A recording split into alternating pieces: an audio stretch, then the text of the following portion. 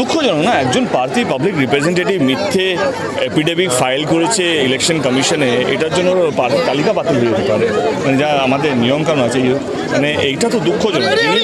যিনি প্রথম থেকেই মিথ্যে কথা বলে মানে মানুষের কাছে পৌঁছচ্ছেন যে আমি ডক্টরেট করেছি, পিএইচডি করেছি, অমুক তমুক, যেই কলেজের নাম আইআইটি, মানে ইন্ডিয়ার one of the best institution, মানে one of the bestest institution IIT Kharagpur, সেখানে তার নাম ইউজ করে ডক্টর লাগানো হচ্ছে এবং এটা খুবই দুঃখজনক।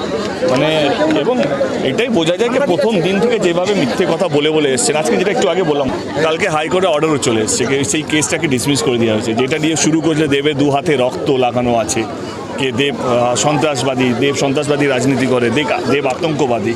কালকে মাননীয় হাইকোর্ট বলেই দিয়েছে কি এটা অ্যাক্সিডেন্টাল ডেথ, এখানে কেউ কারো মানে পিছনে হাত বাঁধা যে দিয়েছিল, সে হাত বাঁধা ছিল, শরীরে অনেকগুলো দাগ, কিছুই ছিল না। এবং এই যে মিথ্যে রাজনীতি প্রথম দিন থেকে যেভাবে আমাকে আক্রমণ করা হচ্ছে, যেভাবে মিথ্যে কথা বলে আমাকে ফাঁসানো হচ্ছে, মানে এইটা এবারে মানুষ বোঝা উচিত এবং মানুষের জবাব দেওয়া উচিত।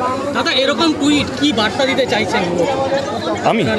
আমি শুধু জনগণকে এটাই বলতে চাইছি, এই মিথ্যেবাদী থেকে দূরে থাকুন।